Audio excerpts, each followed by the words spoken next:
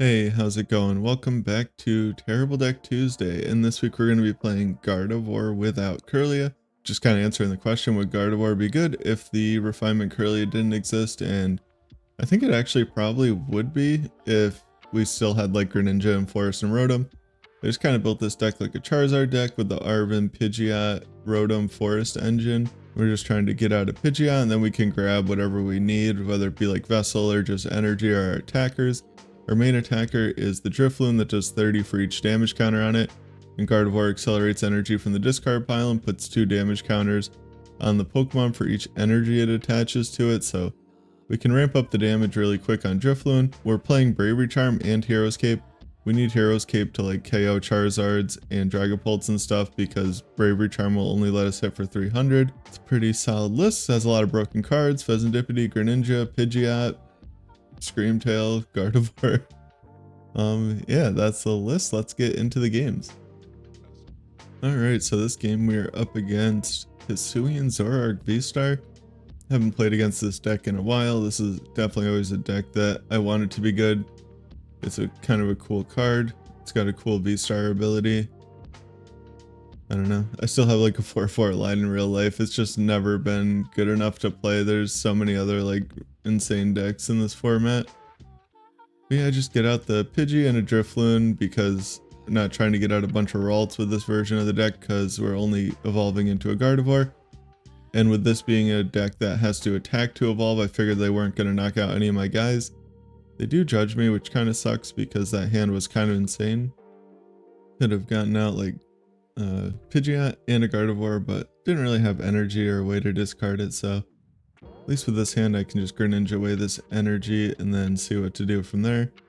I'm gonna have to Ultra Ball away like maybe Arven and Mimikyu to grab a Pidgeot. I'll probably just end up evolving into Pidgeot and maybe using Rotom. I don't think I have enough energy in the discard pile yet to start attacking, so it's not really worth it. I can also grab Forest with the Arven, and I can grab something.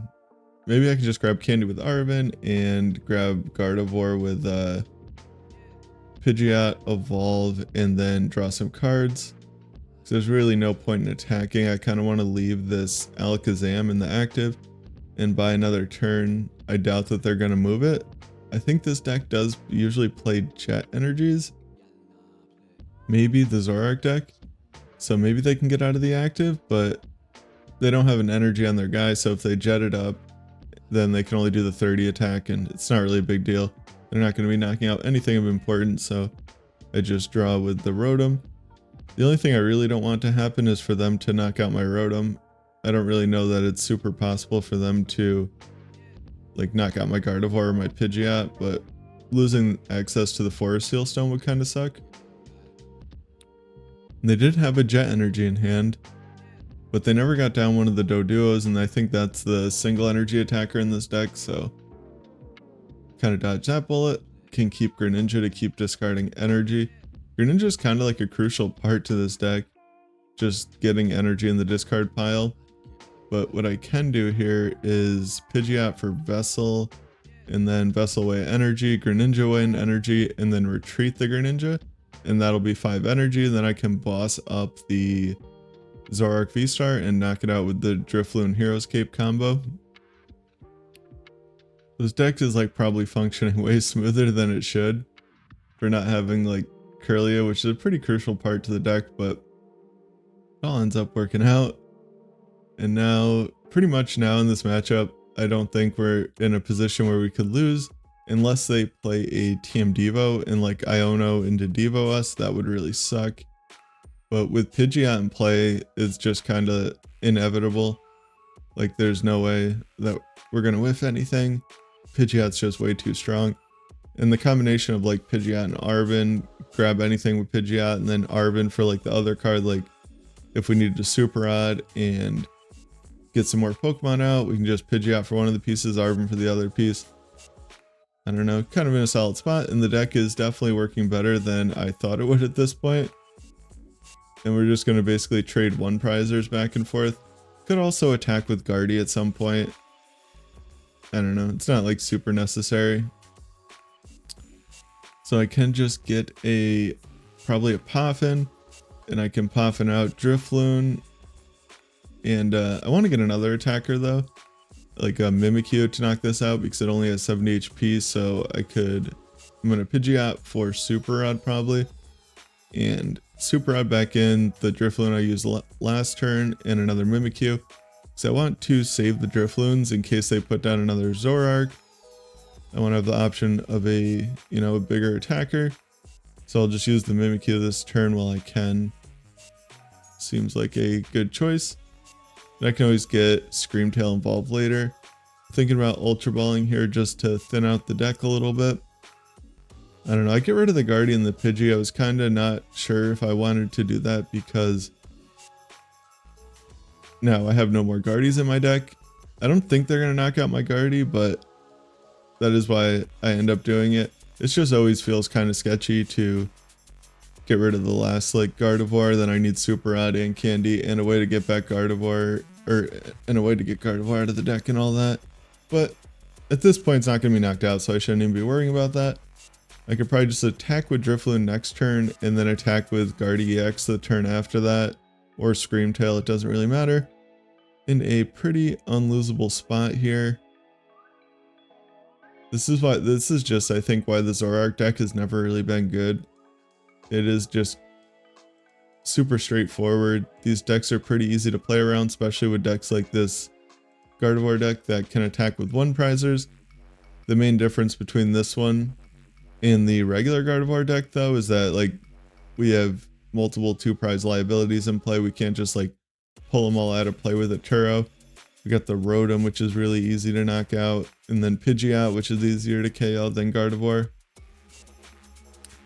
I decided not to get the Drifloon there because I'm reading the gift to see if it activates on the bench, but I'm gonna Iono and then Screamtail the bench Dodrio, because so that they don't like draw up to a basically 8-card hand with drawing to 7 with gift and then drawing for turn. So I want to Screamtail the bench, and then I don't know. I think I already can't lose. I'm kind of like overdoing it, but when you can't lose, you might as well think about what could happen to make you lose, and I just figure giving them less options is probably better. I'm going to hold on to the energy just to have an option to like retreat Greninja or Rotom in my hand if I have to. And I only got to put 2 on this because I'm just knocking out the Dodrio on the bench, or Doduo? I don't know. Some of these names are super confusing. Yeah, I don't really know what they can do. If they put down another Zoroark, they basically lose. That's like the super broken part of Pidgeot. You just can Pidgeot for boss whenever you want, and your opponent knows that you're going to have boss every single time. I guess Drifloon does need a tool to knock out a Zoroark, but I also have my Forest Seal Stone. The Cypher Dodrio combo is pretty cool actually. They're gonna like kind of Iono proof themselves for next turn and draw. Oh no, they're gonna shuffle with Artazon. That's interesting. Yeah, I don't know about that. I think they just leave that card on top of the deck. I don't really know what. They must have grabbed Boss actually. I don't even think I realized this during the game.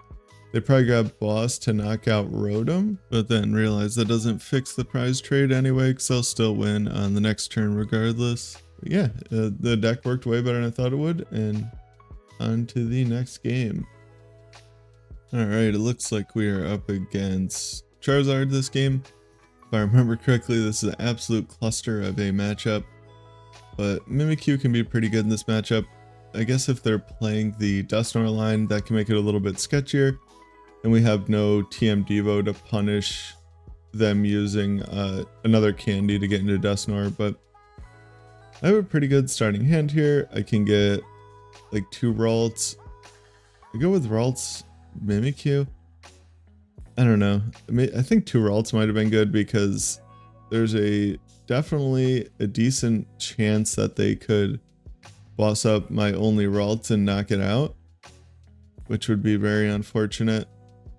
I do end up getting another Ralts, it looks like. I could also get Greninja, but yeah. I think Ralts is going to be the best bet. they are probably so confused, like, why does this Gardevoir deck have a Pidgey down?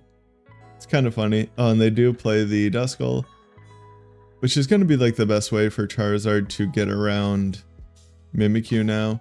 They can either hit it for 50 with the Charmeleon and then 50 with the Duskull, or they can just evolve into a Dusknoir and knock it out.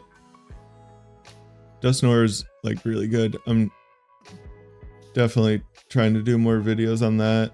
I want to try like Henry Brand's deck with it and just more ideas with it. Because after playing a couple games with the Banette Dusknoir deck, it really just, after playing that, you really realize how strong that card actually is. Like 130 damage just throw on the board for free is kind of nuts. They do just evolve into their Charizard and they're going to knock out my poor little Drifloon for like 1,000,000 damage. And yeah, I don't know, I'm just going to promote Mimikyu and start killing stuff, I guess. I could maybe like get a Pidgeot out, get Counter Catcher, and knock out their Pidgey is probably what I'm going to end up doing. I really also should put a Bravery Charm, top deck boss, that's pretty good. But I really should also probably put a Bravery Charm on this Mimikyu. I don't think that I end up doing that, but I definitely think it would be good if I did. I boss up the Pidgey. I don't Arven for, I could have Arven for Candy and then gotten Counter Catcher. Yeah, that probably would have been like a slightly better option, but I guess I had the boss in hand, I just used it. And this list is playing like the 2 boss, 1 Counter Catcher instead of the other way around that Guardy normally plays, the 2 Counter Catcher and 1 boss. So it's kind of fine to just use up a boss. I also wanted to fit a Pal Pad in here, but it does not have as much room as the normal like Charizard lists, because with all the 7 energy, all the tool cards, all the extra attacking Pokemon and stuff, it is kind of tight on space. And I get super punished for that play by them unfair stamping me. I totally forgot that card existed. Probably should have played around that by doing the play that I talked about, getting the Pidgeot out. And yeah, now I just have Candy and Psychic Energy in my hand. Could just draw with Rotom before they inevitably boss it up and knock it out. Next turn, I think I end up attacking, but it probably would be a little bit better for me to just draw cards with Rotom and try and get closer to a Pidgey or a Pidgeot. Because I could even, oh no, never mind. I was gonna say I could get a Pidgeot out and then just Turo it up so there's not enough prizes on the board that aren't Mimikyu. But if I just give them all the time in the world, they are eventually going to knock out my Mimikyu with their own Charmeleon or the Radiant Charizard if it gets to that point. I top deck Iono. I don't really want to use it because they only have 1 card in hand, and from the way the board looks right now, in order to get around my Mimikyu, they would have to retreat their Charizard into their Charmander and attach one of their other energy to that, and I could probably just end up getting that the Mimikyu back and knocking out that Charmander, and then they need just a ton of cards to even start attacking again. So I'm kind of fine if they go that route to KOing my Mimikyu. They do end up finding the boss, and I promote the Ralts to retreat the energy off in case I want to knock out this Charizard with a Drifloon, and just because like I have 2 energy on this Mimikyu, 1 on the Ralts, so now I can retreat it off the Ralts and then next turn retreat 1 off of the Mimikyu and get access to more of my energy cards. Because that definitely is like a problem you can run into with any Gardevoir deck, is getting your energy stuck on the board, and it can get kind of awkward. Just thinking about what to get here with the Pidgeot. I could grab Research and just get a new hand. I grabbed Counter Catcher because I don't know how much like more of the game that's going to be active for, and I can Counter Catcher the Charmander and remove some amount of their options to knock out my Mimikyu. I don't put the Hero's Cape down, which watching it back maybe I should have, but I want to save that to have an option to one-shot a Charizard later. But it seems like I'm going to be able to win the whole game without one-shotting Charizard ever. So I probably should have just committed the Hero's Cape to this Mimikyu. Yeah. Yeah, that was definitely the play. That would give them almost no options to knock it out. They get out the Duskull. So now next turn, they're going to be able to knock out my Mimikyu. And then if I leave this Charizard alive, they could like Duskull my Mimikyu and then boss my Guardy if I were to get it out. Or they could just boss my Pidgeot because the Duskull will bring them down to 2 prizes. And they'll be able to knock that out. Or bring me down to 2 prizes and they'll be able to do 300. They bench Manaphy so that I can't Scream Tail their Duskull, I'm guessing. And yeah, if I just knock out this Charizard, I should be almost guaranteed to win the game because they could like Defiance Band and Radzard my Gardevoir, but that seems extremely unlikely with a 2-card hand, and Iono would only draw them 3. They don't have Pidgeot to grab cards. I don't know. I don't think that is going to happen, so I'm pretty sure that's what I'm going to do. I'm going to put a Bravery Charm on the Mimikyu so that they can't just knock it out with the Duskull, and then I'm going to Candy into the Gardevoir, knock out the Charizard with the Gardevoir. So now even if they do the play where they knock out my or they can't knock out my Mimikyu because they'll give me the game. So there's no way that they can win at this point. I think they end up seeing that and just conceding. And that was Gardevoir Pidgeot, I guess. I don't know, definitely not a real deck. Kirlia is just the better way to play it, I'm pretty sure. I just always thought it was funny idea, like, would Guardy be good without Kirlia? The games were not the greatest, I don't know. I think watching any game where one of the decks involves Pidgeot is kind of boring just because it's like, oh, do they get the boss out of their deck? Of course they do, because they have Pidgeot. But I think that's probably going to be the only way to, or the best way to play Gardevoir without Kirlia's.